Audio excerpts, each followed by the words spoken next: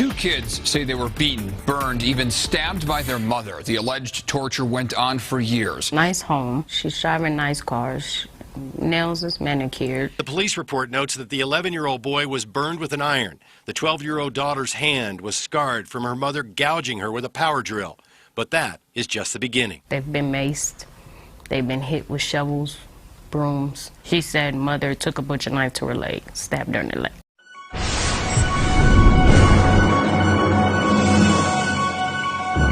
Hi, this is Eric J coming at you with street news. No, we ain't professional, and neither is this story. 38-year-old Kenyatta Davis was arrested and charged with 2 felony counts of child abuse after police said she tortured her 2 young children. So look, according to the reports, Kenyatta's sister, who does not want to be named, told the news station that her decision to turn her sister in was hard, but it was easy at the same time. She said, because I've personally seen bruises and burns on those children. And Child Protective Services, they knew what was going on with these kids, but they ain't do nothing about it. They continually failed these children and kept them in a dangerous situation. Kenyatta's next door neighbor said they also seen signs of child abuse, and they've called Child Protective Services several times, and each time they came out, they did nothing. Even though it was obvious what was happening to the children. Kenyatta's son said, "My mama would punish me and my sister for pleasure." He said, "My mom took a clothing iron and set it on full heat and pressed the steam button. And once the metal got hot, she set the iron on my shoulder."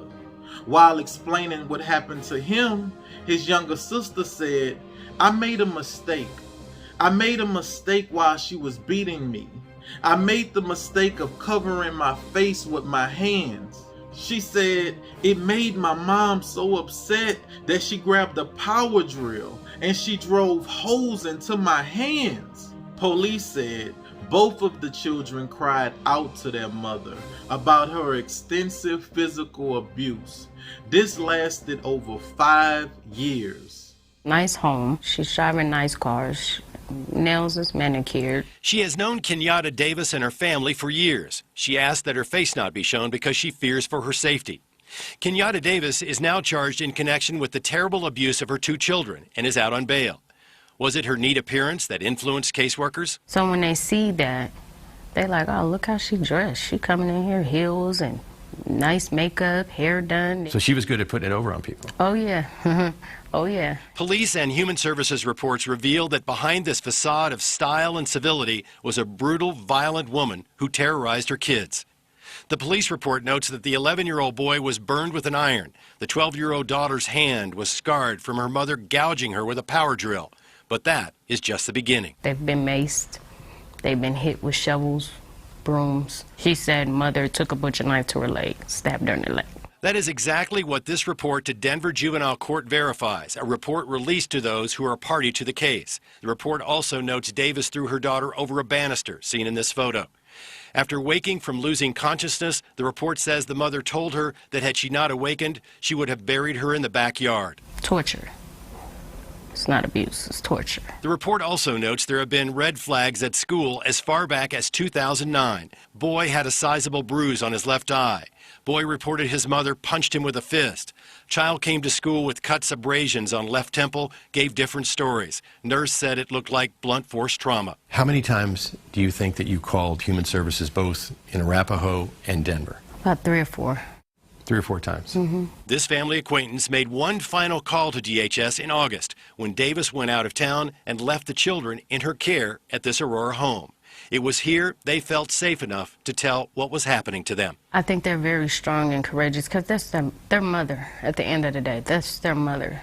Sources familiar with the investigation and this report to the court confirms that between 2005 and 2013, Denver Human Services and Arapahoe County Human Services screened out or did not investigate 13 separate complaints of domestic violence, neglect, and abuse involving this family. 7 others DHS couldn't prove. One was confirmed in 2013, and the mother and kids received voluntary services. Reports indicate the mother coached the kids not to talk, and juvenile court was not involved. The children were left in the home until August 29th, when police finally stepped in. You called police because Human Services was leaving those kids in that house. Exactly.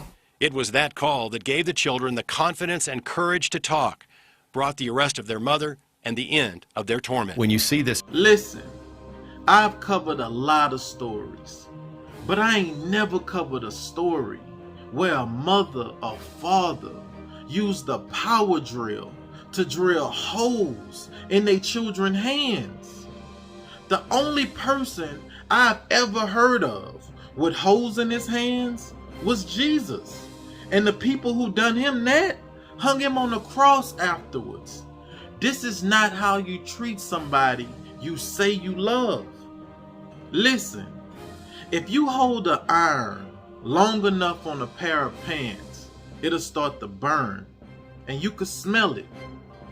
Imagine what it smelled like after having that same iron pressed up against your skin for too long. This is torture, but it's real life at the same time. You see, you could turn my video off when I get too graphic about the children that I'm telling you the stories about. But those same children don't have the option to turn their mama or daddy off when they walking towards them with a power drill in their hand. What type of parent find pleasure in this? What type of parent find pleasure in hurting the children that they brought into this world?